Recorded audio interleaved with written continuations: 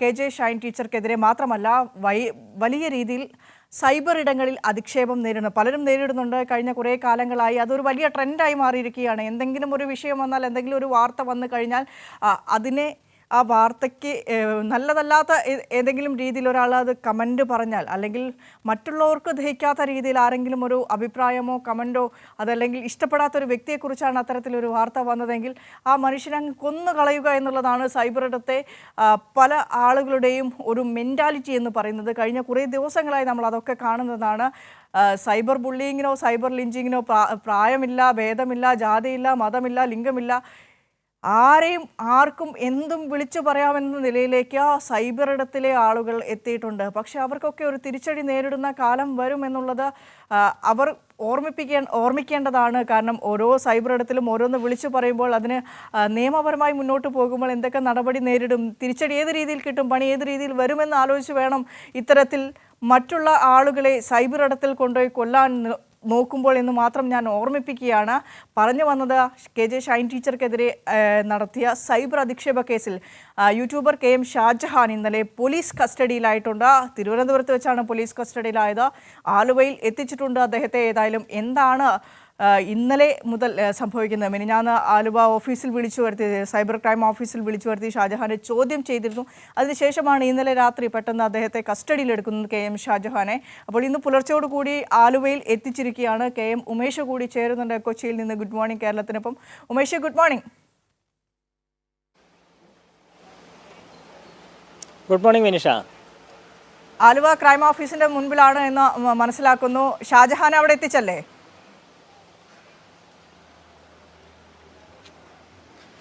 അതെ, ഷാജഹാനെ ഇന്ന് പുലർച്ചെ ഏതാണ്ട് ഒരു 2 മണിക്ക് ശേഷം ഷാജഹാനെ സൈബർ ക്രൈം ഓഫീസിൽ എത്തിച്ചിട്ടുണ്ട്. ഇനി വിശദമായ ചോദ്യം ചെയ്യലിന് വിധേയനാക്കും. ഇന്നത്തെ നടപടികളൊക്കെ എന്തായിരിക്കും ഇനി ഉണ്ടാകുക?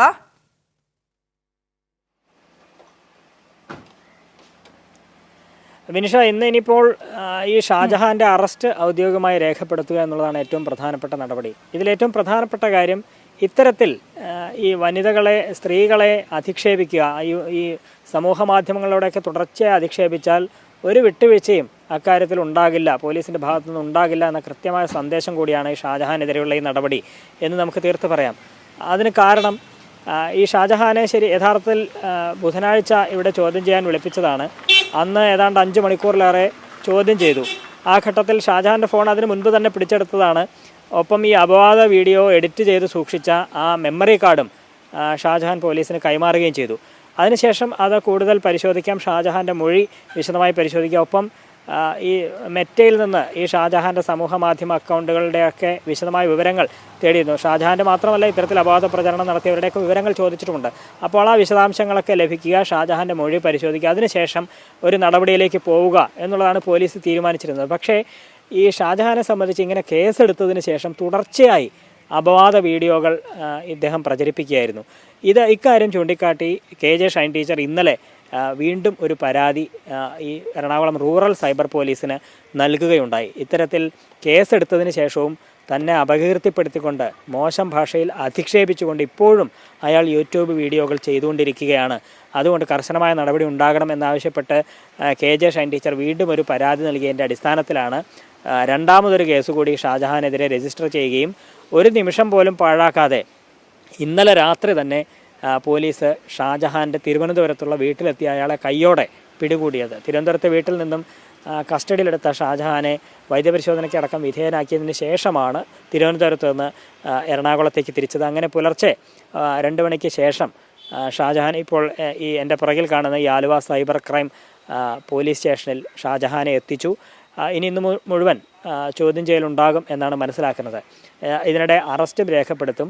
അറസ്റ്റ് രേഖപ്പെടുത്തിയാൽ 24 മണിക്കൂർ സമയം പോലീസിന് മുൻപിലുണ്ട് കോടതിയിൽ ഹാജരാക്കാനായി. പക്ഷേ ഉച്ചയ്ക്ക് ശേഷമോ അതല്ലെങ്കിൽ ഒരു 12 മണിയോടെയൊക്കെ ഷാജഹാൻ്റെ വൈദ്യപരിശോധന വീണ്ടും നടത്തിയ ശേഷം കോടതിയിൽ ഹാജരാക്കി റിമാൻഡ് ചെയ്യും എന്ന് തന്നെയാണ് മനസ്സിലാക്കുന്നത്. കാരണം ഈ ഷാജഹാനെതിരെ ജാമ്യമില്ലാ വകുപ്പുകൾ പ്രകാരമാണ് പോലീസ് കേസെടുത്തിരിക്കുന്നത്. സ്ത്രീത്വത്തെ അപമാനിക്കുകയും IT ആക്ട് പ്രകാരമുള്ള കുറ്റങ്ങളാണ്, ഗുരുതരമായ കുറ്റങ്ങളാണ് ഷാജഹാനെതിരെ ചുമത്തിയിരിക്കുന്നത്. അതും ഒരേ കുറ്റകൃത്യം വീണ്ടും ആവർത്തിക്കുകയാണ് ഷാജഹാൻ. അതുകൊണ്ട് അത് ഗുരുതരമായി തന്നെ പോലീസ് കാണുന്നു. അതുകൊണ്ട് ഷാജഹാനെ റിമാൻഡ് ചെയ്യണം എന്നാവശ്യപ്പെട്ടുകൊണ്ട് റിമാൻഡ് റിപ്പോർട്ട് കോടതിയിൽ സമർപ്പിക്കാനാണ് സാധ്യത. അങ്ങനെ വരുമ്പോൾ കോടതി ഷാജഹാനെ റിമാൻഡ് ചെയ്യും എന്ന് തന്നെയാണ് പ്രതീക്ഷിക്കുന്നത്. ഏതായാലും കർശന നടപടി, ഇക്കാര്യത്തിൽ ഒരു വിട്ടുവീഴ്ചയും ഇനി മുതൽ ഉണ്ടാകില്ല എന്നുള്ളത് തന്നെയാണ് പോലീസ് നൽകുന്ന വ്യക്തമായ സന്ദേശം. അതുകൊണ്ടാണ് രാത്രിക്ക് രാത്രി തന്നെ ഷാജഹാനെ തിരുവനന്തപുരത്തെ വീട്ടിലെത്തി കസ്റ്റഡിയിലെടുത്ത് ഈ Aluva rural cyber crime police സ്റ്റേഷനിൽ എത്തിച്ചത്.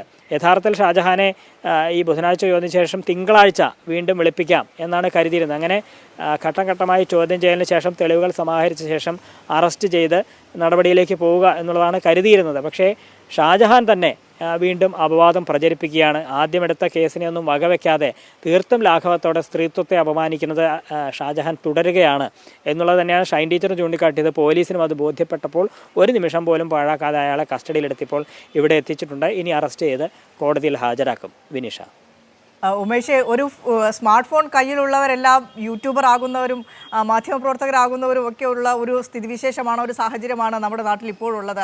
ആവട്ടെ, എല്ലാവരും ആകട്ടെ, അത്തരത്തിൽ ആളുകളൊക്കെ നന്നായി വരട്ടെ, മെച്ചപ്പെട്ട് വരട്ടെ, മോണിറ്റൈസേഷനൊക്കെ കിട്ടി ആളുകളൊക്കെ നമ്മുടെ മനുഷ്യന്മാരൊക്കെ രക്ഷപ്പെടട്ടെ. പക്ഷെ അതിലല്ല ആക്ഷേപം. സാധാരണക്കാരുടെ അല്ലെങ്കിൽ സ്വകാര്യ ജീവിതത്തിലേക്ക് ഇത്തരം ക്യാമറകൾ തിരിച്ചു വെച്ച എന്ത് തെമ്മാടിത്തരവും വിളിച്ചു പറയുന്ന രീതിയിലേക്ക് സൈബർ ഇടങ്ങളെ മാറ്റുന്നവർക്കുള്ള താക്കീത് കൂടിയാകുന്നുണ്ട് ഇന്നത്തെ ഈ KM ഷാജഹാന്റെ കസ്റ്റഡിയും അറസ്റ്റിലേക്ക് നീങ്ങാൻ പോകുന്ന നടപടികളും, അല്ലേ ഉമേഷ്?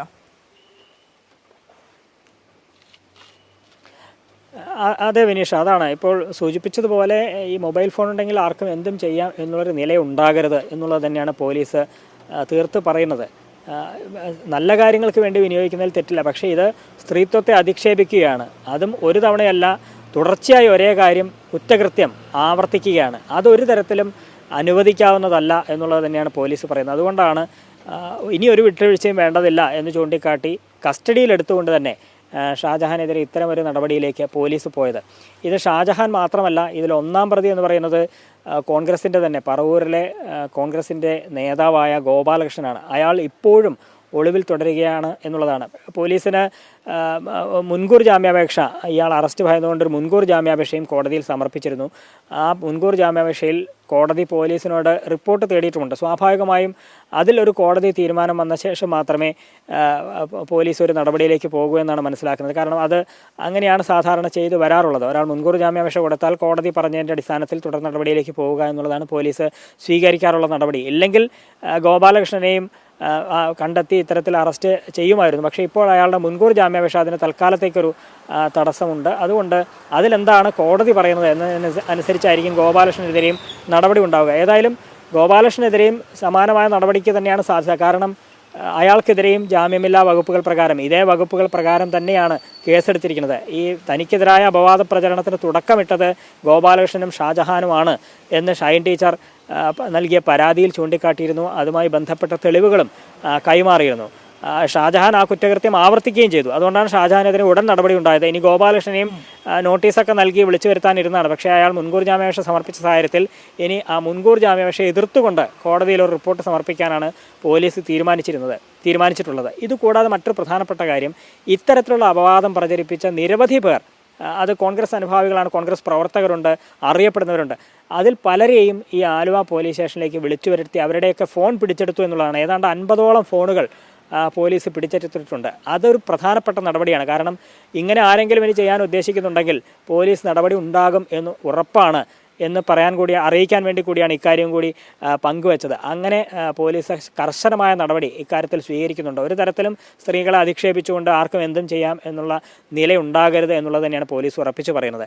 ഏതായാലും പ്രധാനപ്പെട്ട പ്രതികളിൽ ഒരാളായ ഇപ്പോൾ ഷാജഹാനെ ഇപ്പോൾ പോലീസ് കസ്റ്റഡിയിലെടുത്തിട്ടുണ്ട്. ഇനി അറസ്റ്റ് അടക്കമുള്ള നടപടികളുണ്ടാവും.